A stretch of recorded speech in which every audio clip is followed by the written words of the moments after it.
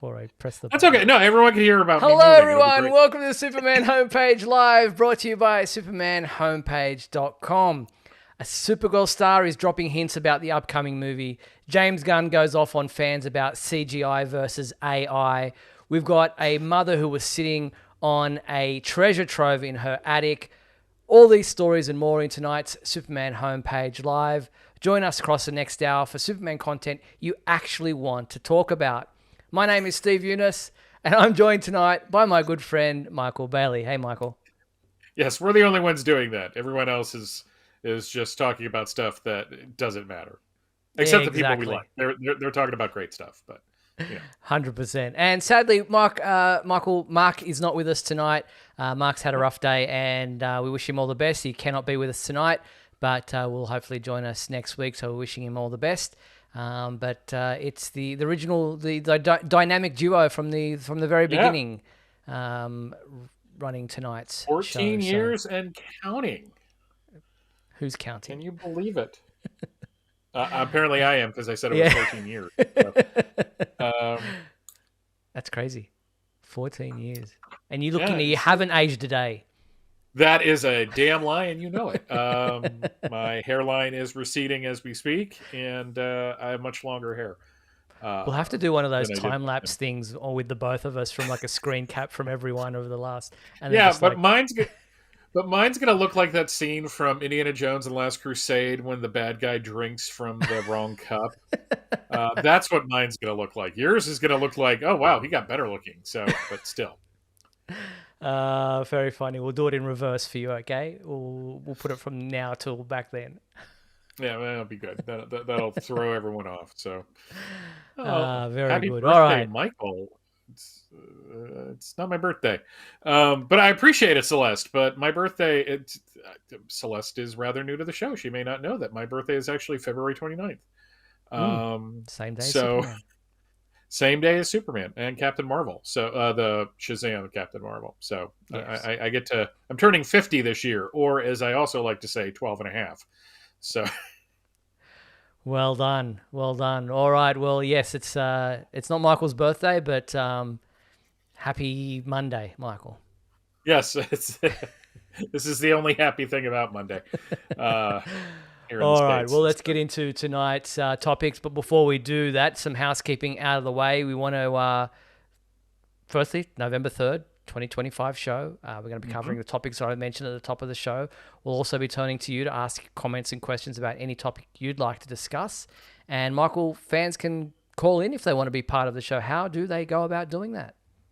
It's really easy. You just go to supermanhomepage.com/live. It's weird. It didn't go like 5 different places today. Don't worry about Celeste. Thank you.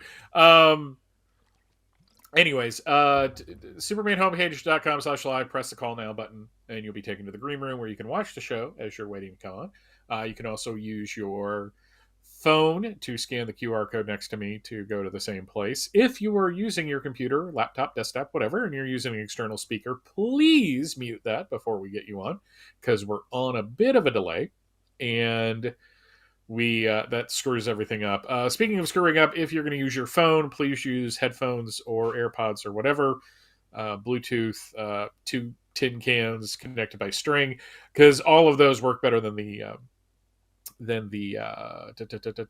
speakerphone, because I can speak a thing. Yeah, there you go. And if Do you're we a want little to bit talk about shy, the? yeah, what's that? I was about to say, do you also want to mention the, or were you about to mention the people that have contributed? and all I'm that? definitely going to do that. I just wanted Okay, to say, sorry. but for folks, no, all good. I'm kind of doing things in reverse, but you're keeping me on my toes. Yeah. I love it. That whole thing of going backwards in time with our faces, kind of, that Yeah, kind of threw me. that works. If you're a little bit shy, you don't want to get on the phone, as Michael has just explained, then you can participate in the comments. You can do that on Facebook, Instagram, or YouTube. Michael and I can see what you're saying, answer any questions you might have, and react to any comments you might be making. So go about doing that as well. And yes, thank you to our Superman homepage sponsors and patrons, our Superman homepage champions. They are the people who keep this show free for everyone. That is Douglas Meacham, John Patrick Van Pelt, Tina Murray, Rick Schutzow, Jamie Klingensmith, and Cara Lucker. Thank you so much for your financial support of this show. We really appreciate your support. And if you'd like to join those fine folks and be a supporter of the show, a patron, then all you have to do is go to patreon.com/Superman homepage, where there are different levels of membership with different levels of perks. One of them being having your name read out at the beginning and end of every live show. All right, well, let's get into tonight's topics. Now, looking at the movie side of things, David Krumholtz, who is playing Zor-El, Kara's father, in the upcoming Supergirl movie. He was a part of a quick interview with Nerdtropolis on YouTube, where he had a few things to say about maybe clarifying the position of the House of El. Have a listen. What keys about Supergirl? What kind of tone or surprises can fans look forward to with that? Oh, wow. Well, it's very true to the graphic novel that it's based on, Woman of Tomorrow. Very true, which is great.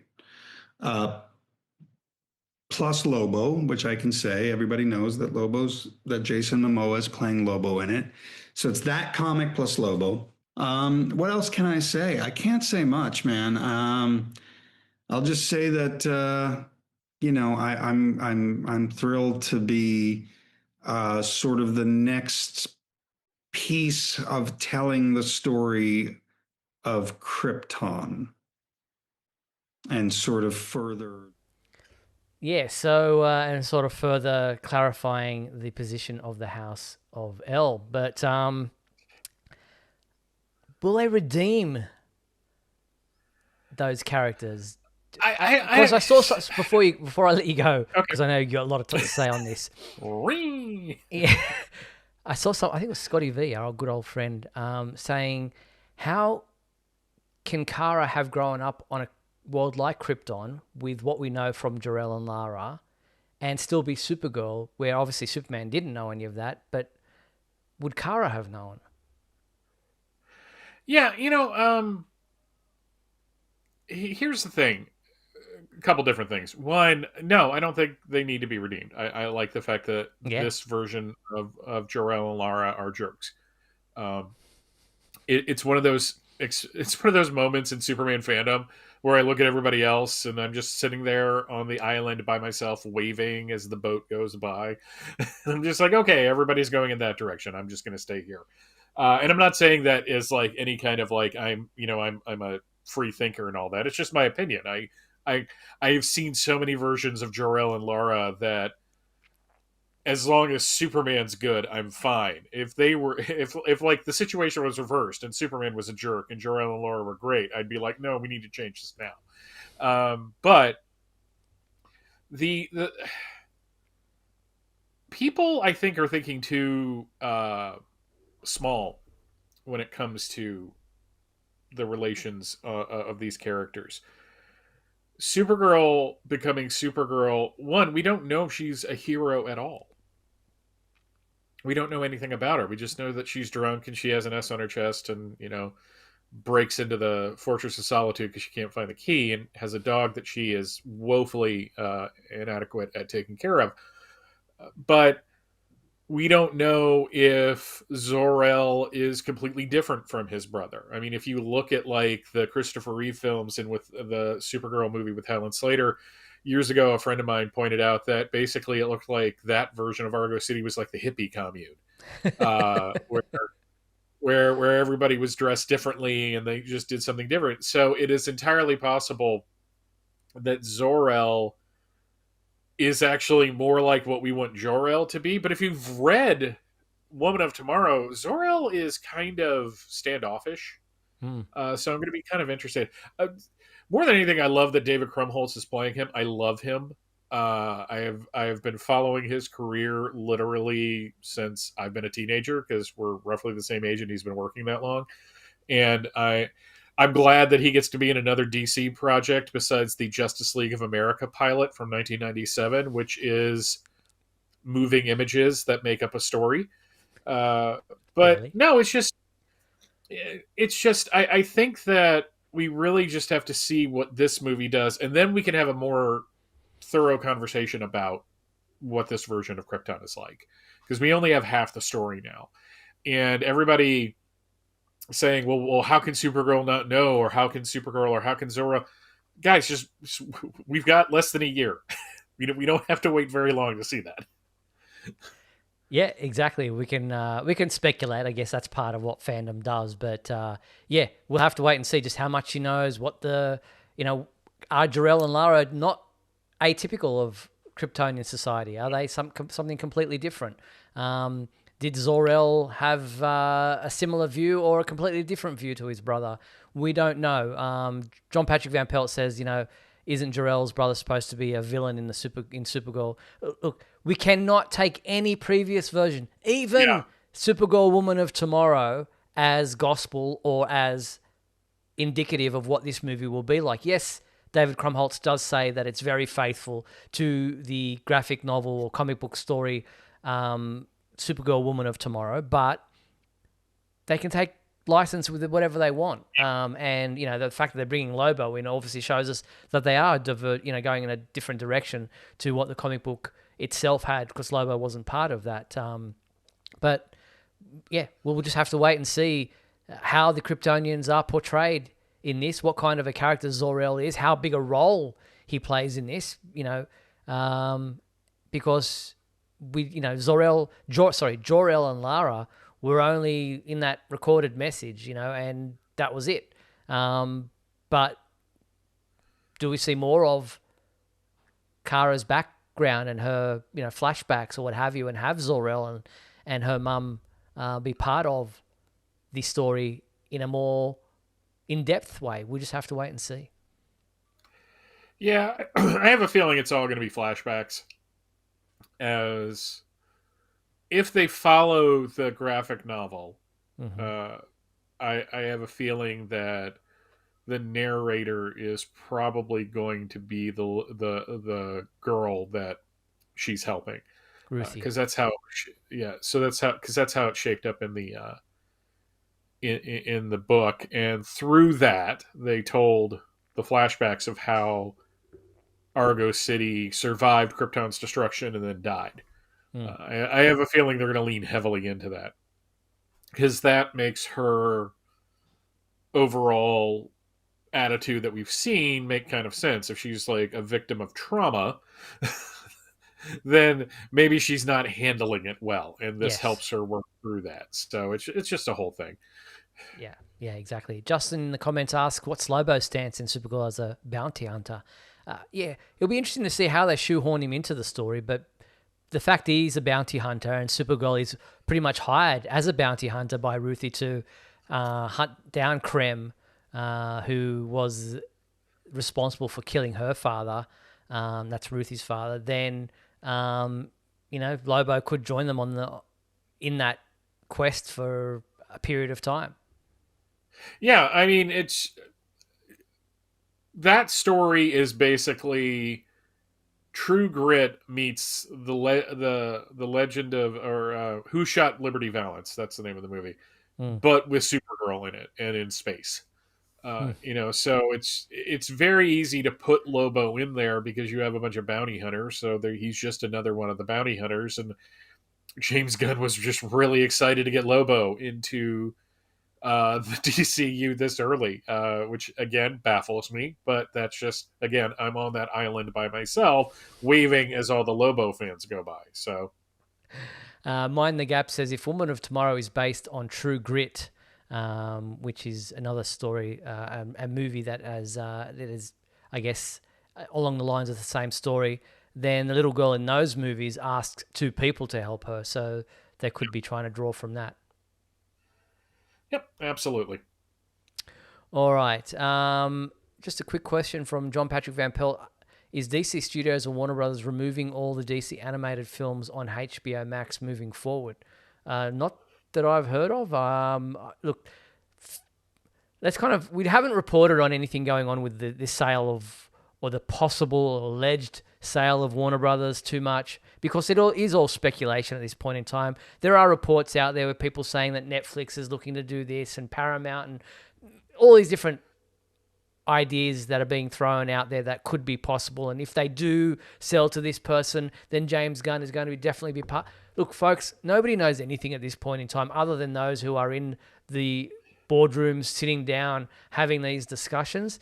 So we're not going to really speculate too much on what could possibly happen or where things will go, because it's like throwing spaghetti at a wall and seeing what sticks. Yeah, it's like one of those things where you have a bunch of armchair media experts that are usually have some kind of agenda. Like they either like James Gunn or they don't like James Gunn. And I've seen a lot of people going, well, now this is the time for Netflix to, restore the Snyderverse. It's like, guys, if they do that, it's going to be at least 2028 before we see anything, which is 11 years after Justice League was supposed to come out. I think everybody in that world has moved on. I think bringing everybody back would be a terrible idea. And we're really... I mean, we speculate on what we think, like, oh, what is the movie going to be like and all that. But that's kind of fun stuff that we're supposed to be doing. But when it comes to like the specifics of how multi-billion-dollar corporations are handling buyouts, none of us are equipped for that. 100%. So you can see all these articles online and at other websites where they're talking about what will happen if this and what will happen if... None of those people know. Yep. As Justin says, whether they're in the boardrooms or at the bar, we don't know, but they're having these meetings behind the scenes, and they're not really, these things are way above our pay grade. So just hang out in there and wait and see. That implies pay. Exactly. All right, let's move on to some other stuff that James Gunn, speaking of the director of the Superman movie and upcoming Man of Tomorrow, he released a behind-the-scenes photo from the making of the recent Superman film, labeling it Home Together.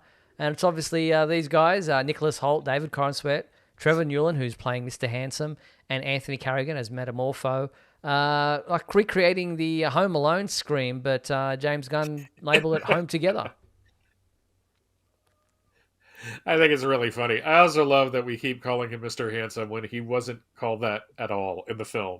Everything came out afterwards, and I'm just fascinated by that. No, it's cute. I mean, I think Metamorpho actually fits more into the Home Alone thing than the other characters, but that dude playing Mr. Handsome is tall. Yeah. I just noticed that he's kind of towering over both Lex and Superman. Yeah, I'm sure the elongated head helps with that, but yeah, it is a funny photo. Yeah, just the behind the scenes. It's good to see that the crew or the cast had so much great chemistry on set with each other and had a bit of fun, and you can see that from some of the behind the scenes footage and the bloopers and what have you, the gag reel. So good to see some more of those kind of behind the scenes images. And talking about behind the scenes, James Gunn shared a little 8-second video clip of the first test footage that he was given of his rescue dog, Ozu, turned into Krypto.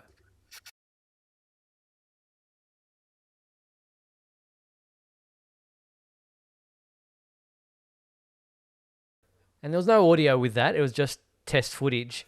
And he went, I mean, it's nothing much there. It's just Ozu turned into Krypto, and they probably just kind of made it a white version of what Ozu was and used the model from that they created for Krypto to do so. But he said, yes, this is CG, not the same thing as AI, so stop calling it that. He went to great lengths to clarify that. He's obviously, a lot of people were calling it AI, and a lot of people don't know the difference between what is computer-generated images that are still human, like people are actually on the computer making these things happen, as opposed to putting in a prompt into an AI large language model and asking it to do something for you. You know, it's funny. Over the last couple of weeks, I have just gotten more and more angry towards AI videos that have popped up, AI pictures that always look weird. I especially hate the fact that so many social media posts are obviously AI written, and you can tell there's little tells in the way the syntax rolls off. It's like a human Mm. being did not write this. Oddly enough, AI music uh, just gets stuck in my head, so I guess that's a different thing. But I can see why he would be sensitive about that, because artists worked very hard Yes. to make that Krypto happen.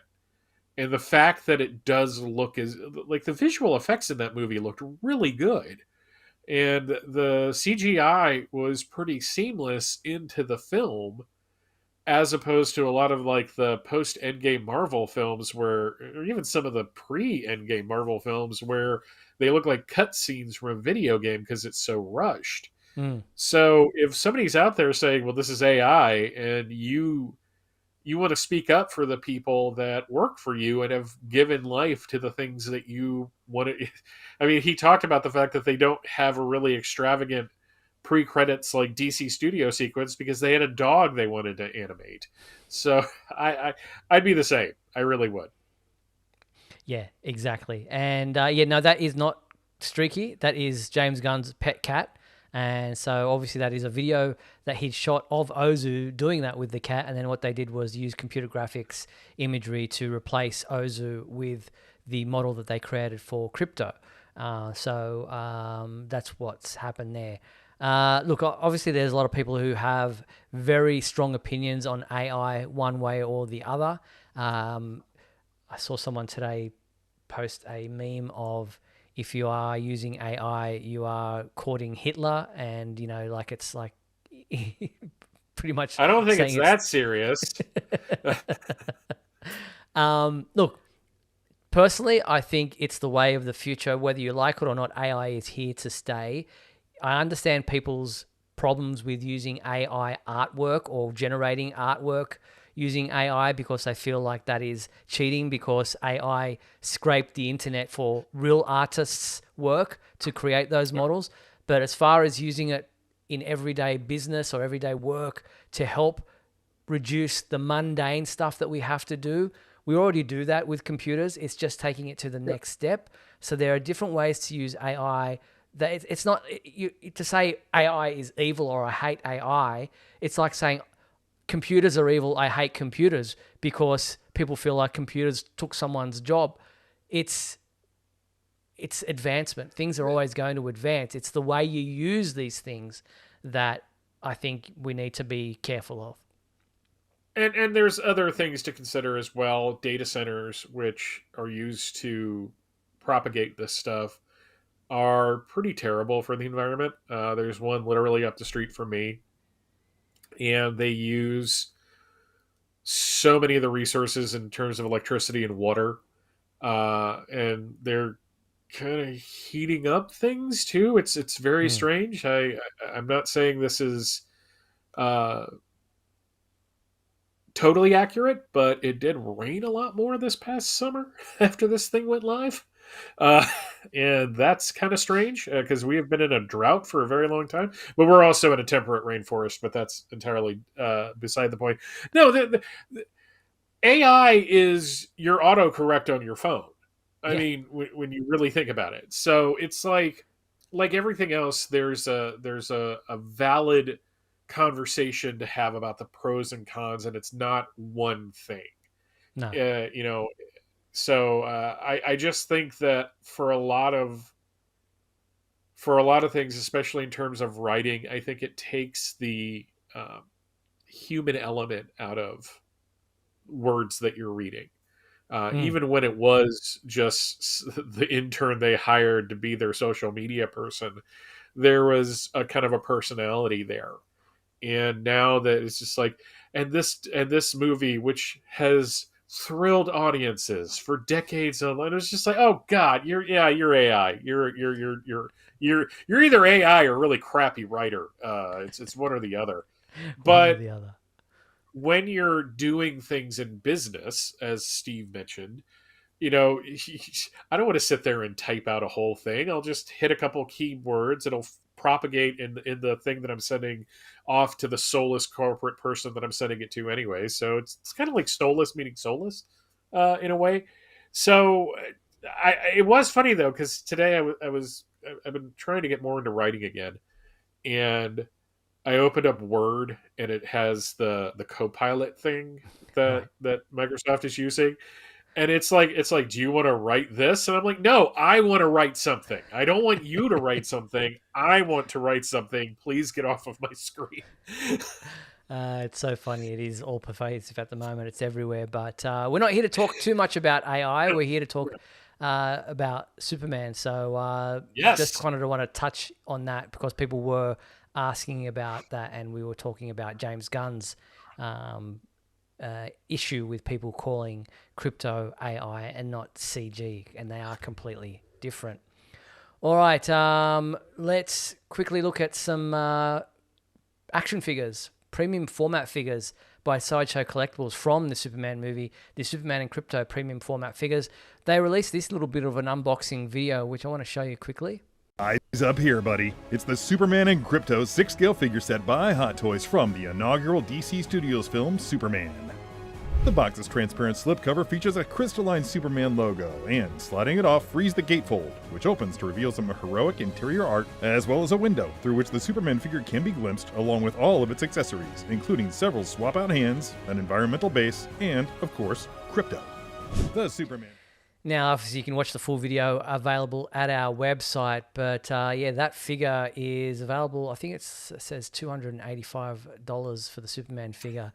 Yeah, I know they are expensive, but they look pretty good, and I think they will be available mid 2026. So yeah, if you're interested in those figures, the links are up on our website. Just look for the unboxing video on supermanhomepage.com. But just so many more figures. Like we thought, the movie's been out for a while now, and you still think that there's still figures coming out for Man of Steel, and that years and years later after that was released. So I expect we'll see more Superman and Krypto figures moving forward, and obviously we'll see Supergirl ones with that film coming out as well. I like when they call it an environmental base. Like it sounds like it sounds like a kid's cartoon where it's like Captain Planet's headquarters. It's the environmental base. Very good. And speaking of statues, what about this one from Iron Studios? They have a Lex Luthor Unleashed statue that has him partly in and out of his battle suit there. That is, he's got Superman. He's got Superman's cape in his fist, and yeah, this one is available for pre-order as well. It's a 1/10 scale deluxe art scale Lex Luthor Unleashed statue.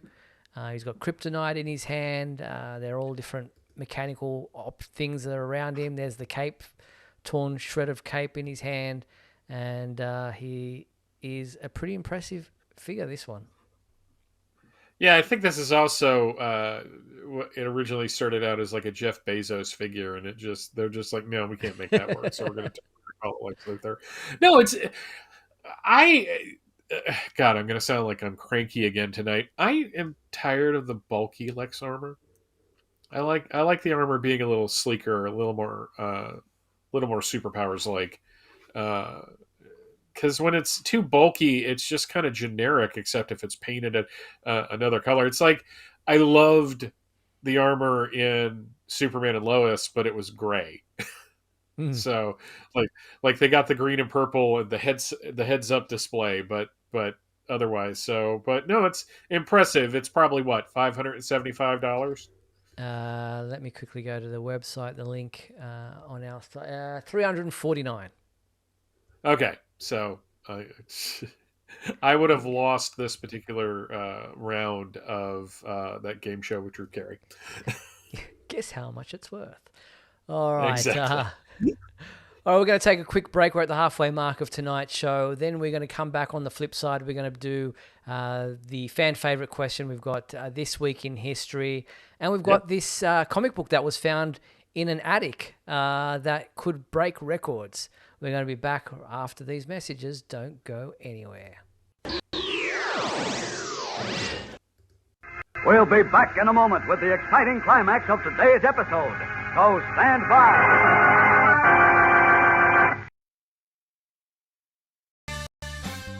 If you're enjoying Superman Homepage Live, then please like and share this video with your family and friends.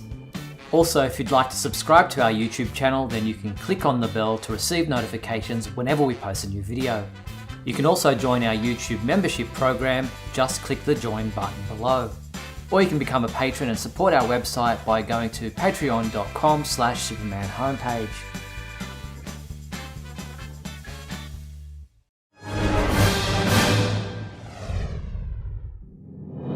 Look, up in the sky. It's a bird. It's a plane. No, it's SupermanHomepage.com, the #1 Superman fan site in the world. SupermanHomepage.com, covering the world of Superman from the 1930s to today. News, reviews, rumors, and reports. SupermanHomepage.com for all your Superman comics, TV shows, movies, cartoons, radio shows, and more. Everything you ever wanted to know about the Man of Steel and more. SupermanHomepage.com. Thanks, Superman Homepage, for all the support over the years. I really appreciate it. I'm Matt Bomer. I'm the voice of Superman in Superman Unbound, and this is the Superman Homepage. Right here on Superman Homepage. SupermanHomepage.com? All right. Hey, this is Christopher Gorham. You're on the Superman Homepage. Hey, this is Sam Witwer, and you're watching Superman Homepage.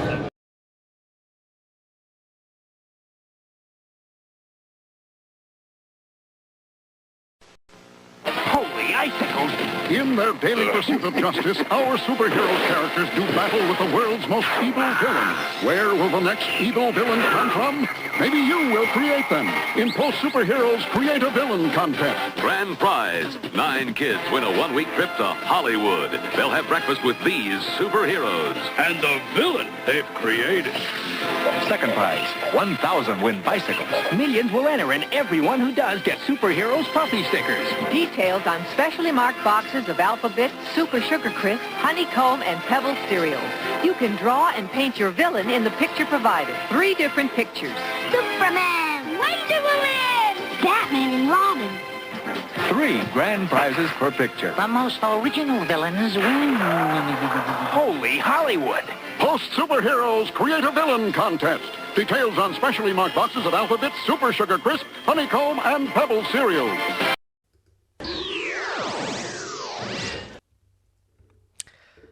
Oh, we're frozen. Well, I've frozen. Why have I frozen? That's interesting. Let me see. Why? We're on a bit of a delay. There we go. That's me solo. You look so lost in thought. Yeah, I'm very lost in thought. That's, let me see if I can put my camera. That's my other camera. No, let's not do that. Let's see if I can come back now. And no, that's very interesting. Why am I? I'll get Michael back on. I'll put him solo. There you go, Mike. You can run the show. Okay. Hi, everybody. See the things you don't normally get to see. Look at. Wow.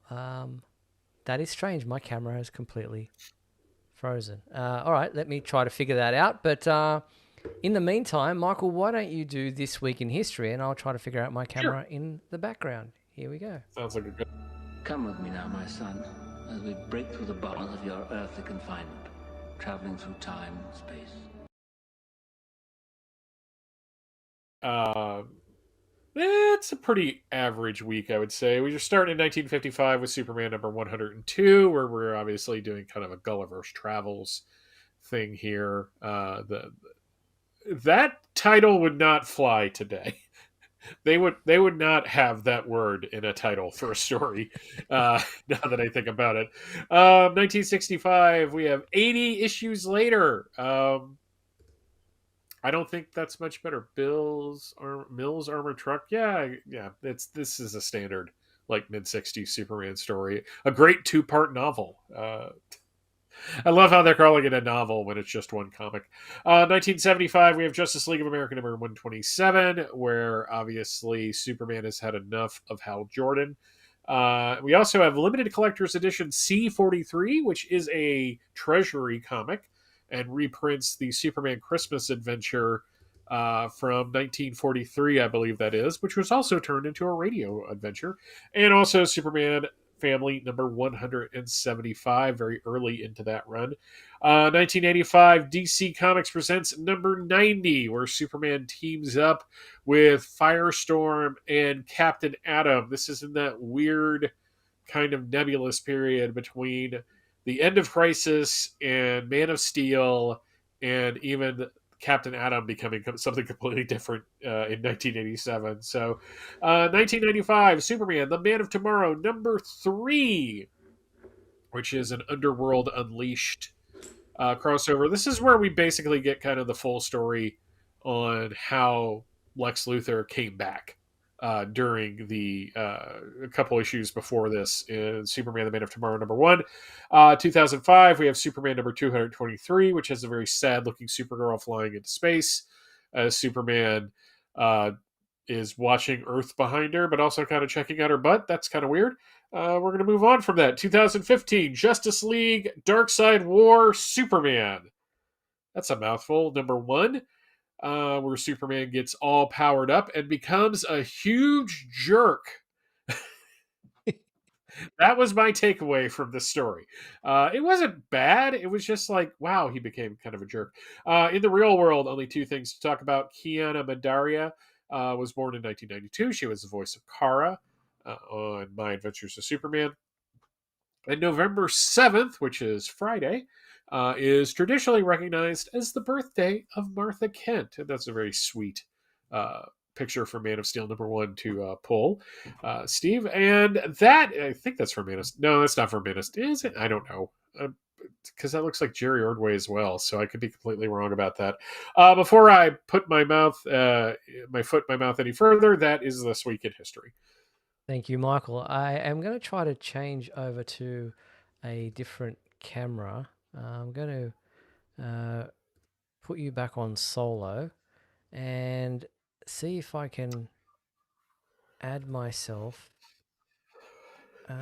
Everybody can see my Superman movie cup and a water bottle I have that has a very kind of Man of Steel kind of thing going on it. And you get to see all the posters, so that's kind of exciting. The posters. Yeah, well, I mean, last week we spoke about having your posters, but talking about our favorite posters, but now we get to actually see yours. I cannot for the life of me figure out how I can actually see, I'm still frozen. What about this? No, that's not going to work. I'll just have to put Michael on for the time being. Okay. Yeah. Sorry, folks. I'm just you'll be the voice in the ether. The voice. That's right. Yeah. I'm not sure why my camera has frozen, but short of quitting the show and coming back. The other ones have got a Infinite Crisis poster up there. We've got the Superman for All Seasons promo poster, which is nice, and a Batman poster, because that's just how I am as a person. So the Brady Bunch never had this problem. No, because the Brady Bunch, didn't have the internet, as far as I know. So, yeah. Well, look, let's jump into the fan favorite question, a segment of our show, because that's also another one that can use visuals.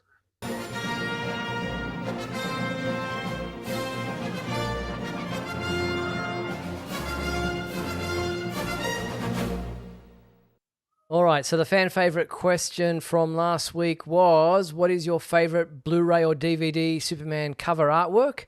And we had a few people respond. Who was up first, Michael? Alfie Fausatelli. I hope I pronounced that correctly. This is not only my favorite DVD box art, but one of the best DVD collections ever made. Also going to squeeze in last week's question. The Superman and the Mole Men is a rather primitive movie, but this poster is fantastic. He's not wrong about that. About either of those, really.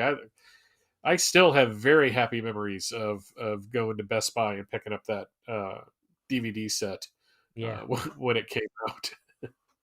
Thank you very much, Alfie. Next up, we had John Patrick Van Pelt, who said, here are my top 3 Superman movie special edition DVDs covers I've enjoyed, again, growing up with Christopher Reeve era. looking forward to the next fan favorite question. So he's got Superman the movie, Superman 2, and Superman 2, the Richard Donner cut. So thank you, John. Heath Fedora wrote, my favorite DVD packaging is the Superman Returns lunchbox DVD case. Oh, that's a cool one, Heath. I've got that one up on the shelf up here as well. So thank you. I have never seen that before. There you go. Thank you, Heath. That's an awesome one. Next up, we have Celeste, who said, my favorite DVD cover designs are the Man of Steel with Henry Cavill looking off to the side. I think that's that one there. In Deep Thought with the vibrant blue sky background. My other favorite DVD cover is James Gunn's Superman with David Corenswet front and center and everyone circled around him. Both covers give a hopeful but serious feel to the design in their respective styles. I did not know that this was a DVD cover. That must be from somewhere else, because that's not one of the regular ones in the US, is it? No, but it's a good one. It gets everybody on the front though. Yeah, that is cool. You'll have to let us know, Celeste, where you got that one from. Ryan Ignatius Pratt brings it home, saying, my favorite Superman Blu-ray DVD set cover is from the Superman Ultimate Collector's Edition DVD set. Here are the pics of the front and back covers of the steel-themed case presenting the S from Superman the movie and Superman Returns, respectively. I've also included 2 photos of the interior case featuring the lenticular cover. Thank you very much, Ryan. That is very cool. Yes, that is that is a cool collection, as Alfie also attested to. So thank you so much for the fan favorite question. Michael, what is our fan favorite question for this week? What is your favorite Superman fridge magnet? Yep, that's the new question for this week. And if you think you want to contribute, info@supermanhomepage.com is the email address to send your responses to. That's info@supermanhomepage.com. All right. JK. Yes. Yeah, JK asked where I actually got these posters from. Years ago, a listener from Crisis to Crisis sent me a giant box of promo posters, and I've just kind of supplemented that over the years on eBay, because that's what most of these, except for the Infinite Crisis one, these are promo posters that were sent to comic shops. Yes. So, and some are definitely better than others, and I have way too many and few too walls to put them all up. So maybe someday. I know how that feels. Okay. Let me see. If I'm back. I am back. Add to the left. Here we go. I'm back. Oh, there you are. Hey, got that sorted. He's unstuck. All right. So very good. All right. Let's push on. Thank you for everyone for responding to the fan favorite question of the week. So let's move into some of the other topics this week. And as I mentioned, a mum in the US, I believe it's in Northern Carolina, she hid a Superman comic book in the attic, leaving it there for her sons to one day discover, and it has now been obviously found and dusted off, and it is a 9.0 rated issue of Superman #1 from 1939. This could be the most expensive comic ever sold, because I don't believe there is one rated higher than this from this vintage.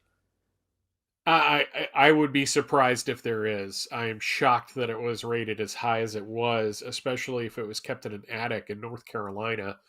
It gets a little hot there. Northern California. Northern California. Well, Northern California, it's a little more. That's a cooler environment. I'd be more concerned with the moisture than anything else. But but 9.0, I don't know how one could beat that at this point. Well, it says here that a cache of vintage comic books their mother had carefully preserved since the 1930s and early 1940s. Among them was a pristine copy of Superman #1 from 1939. And it's being sold at auction by Heritage Auctions, ha.com. And at this point in time, it probably could break the record for the most expensive comic book of all time. I know it's not Action Comics #1, which is obviously Superman's debut issue, but the versions or the copies of that exist are obviously graded lower than this. And this obviously has a historic positioning in time because of the fact that it is the first comic book dedicated to a solo character. Before that, even Action Comics #1, there were multiple characters within the one issue, but this was the first comic book that had been solely dedicated to one character, and it's the first Superman titled issue. So, well, what else did she hide, asks Justin. Well, there was also a couple of Action Comics issues number 9, 12, 15, 18, and 21. So, yes, huge find. Those are probably going to fetch some good money too. So, I would think. These guys have been set up for life.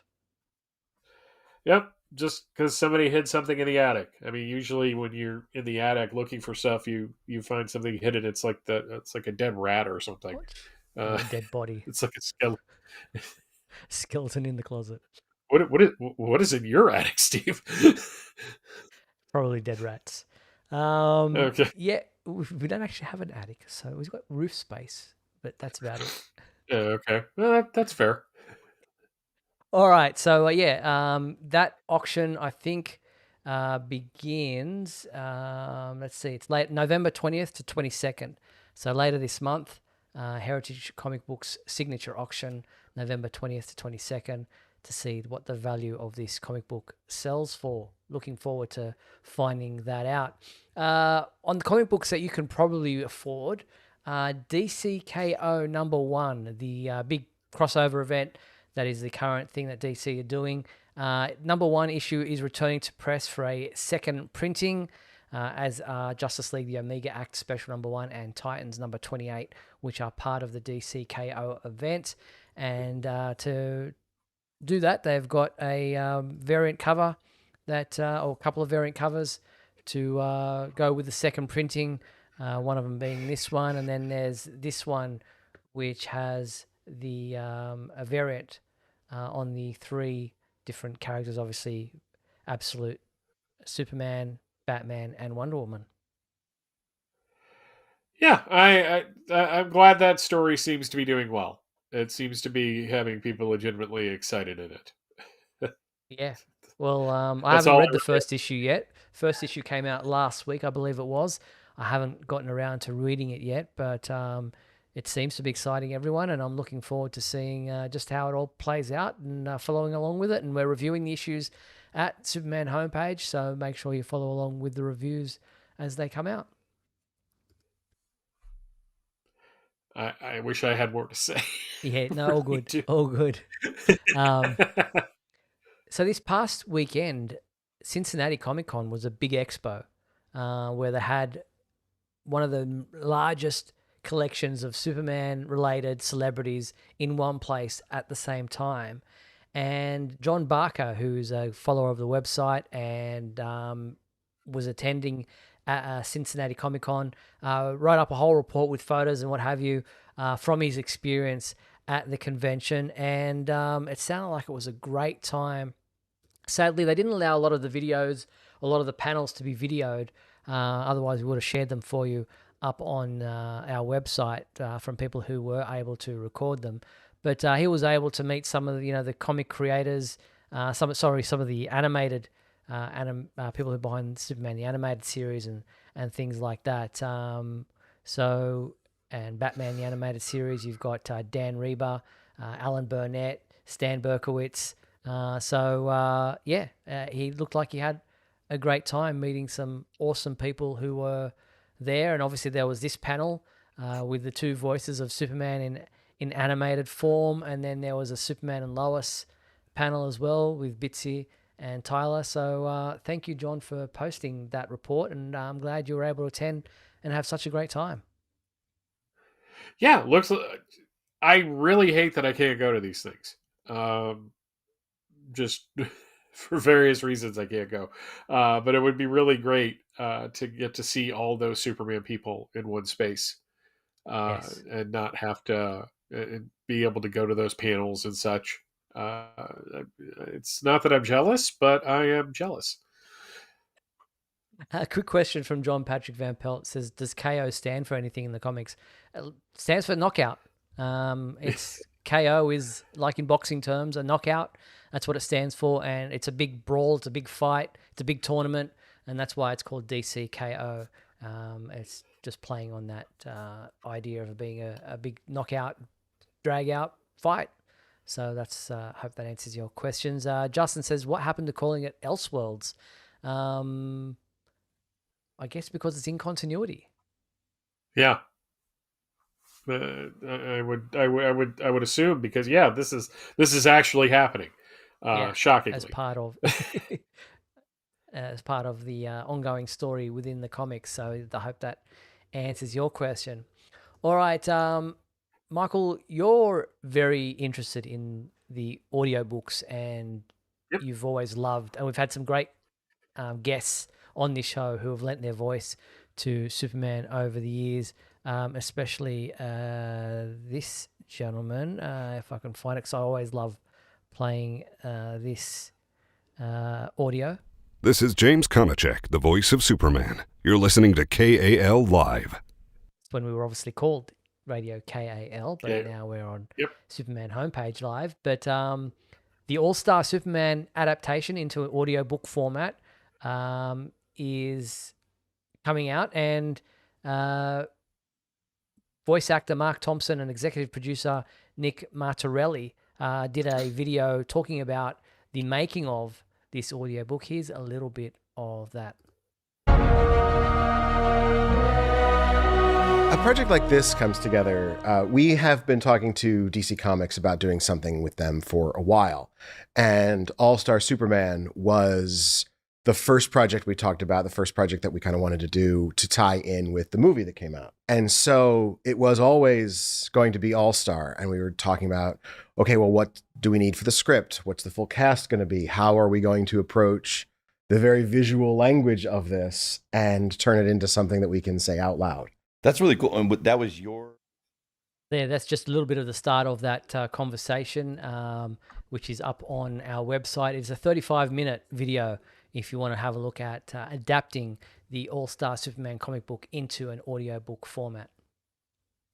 Yeah, if you want to hear something else, a couple months ago on It All Comes Back to Superman, I interviewed Megan Fitzmartin, who wrote the adaptation for that. She went through her process of, and the process they went through of breaking it down into an audio, what they kept, what they had to abandon for space reasons. But I'm kind of glad that DC is finally getting off their butts and doing this, because Marvel has, I mean, if you go to Audible right now, for example,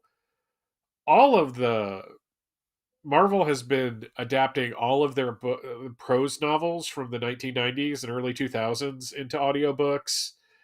They have all the graphic audio stuff that was Marvel based available. Like, DC is really kind of behind on this.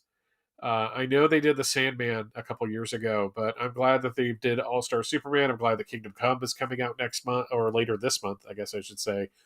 So it's pretty exciting. And I guess All-Star Superman was kind of a ringer for the first one.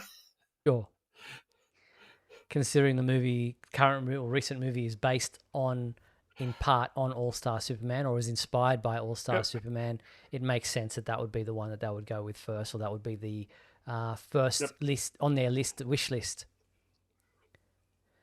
I really think they should also do more to get the radio show cleaned up and re-released. Yes, since it seems to be kind of in a nebulous zone. At this point. Agree. Jamie in the comments asking who we're going to have on the show next as a special guest. Good question.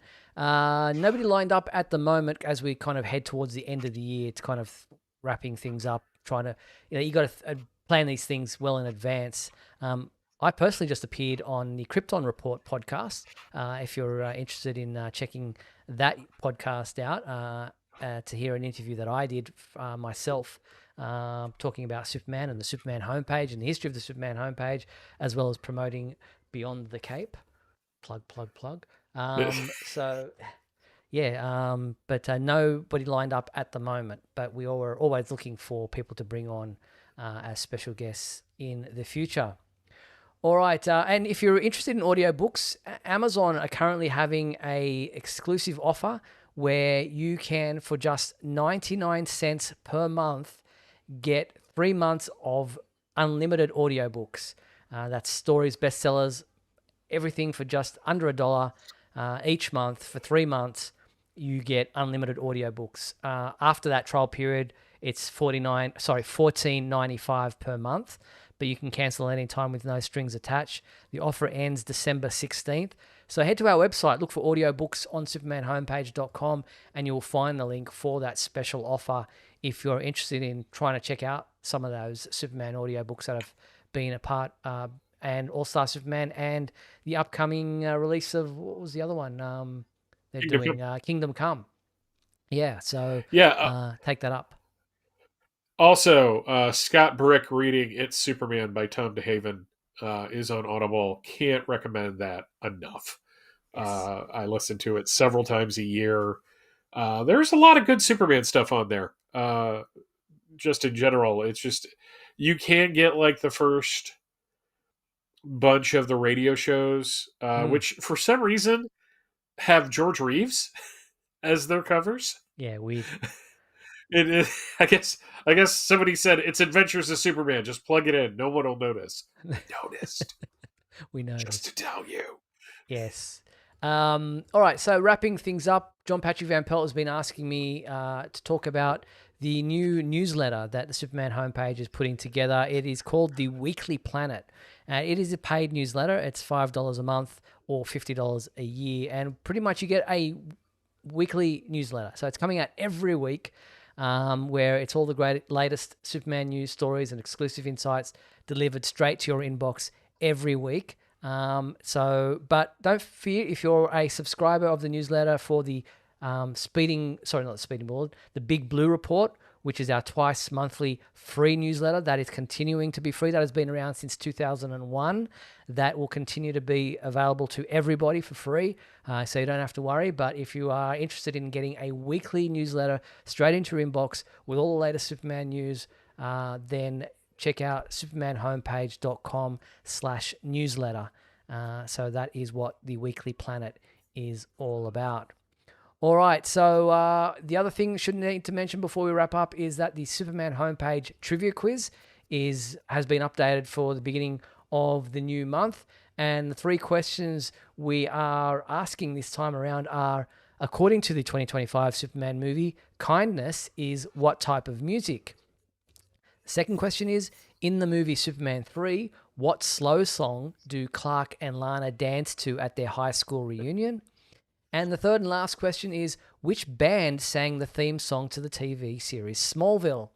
If you think you know the answers to all 3 questions, head to supermanhomepage.com/trivia, send your entry in, and each person will have their name in the Never-Ending Battlers list on the Super Trivia quiz when we update it at the beginning of each month. So that is the Superman homepage Super Trivia quiz. So get involved. But that pretty much brings us to the end of tonight's episode. I want to thank my co-host, Michael Bailey. Thank you, Michael. Oh, it's my pleasure, Steve. And remember, ska is the new, kindness. Because it's ska, right? It's ska? Yeah, ska. I mean, Goldfinger has that Superman song. It's pretty catchy. Yeah, indeed. So, yes, that is it for tonight's show. I want to thank our sponsors and our patrons, Douglas Meacham, John Patrick Van Pelt, Tina Murray, Rick Schutzow, Jamie Klingensmith, and Cara Laka. Thank you so much for your support. Don't forget, Michael, Mark, and I will be back next week for another edition of Superman Homepage Live, Monday, November 10th at 7:30 p.m. Pacific Time. Hope you'll join us then. Until then, be sure to check out supermanhomepage.com for all your daily news updates on everything surrounding the Man of Steel. I'm Steve Eunice, on behalf of myself and Michael Bailey. Thanks for watching Superman Homepage Live, brought to you by supermanhomepage.com.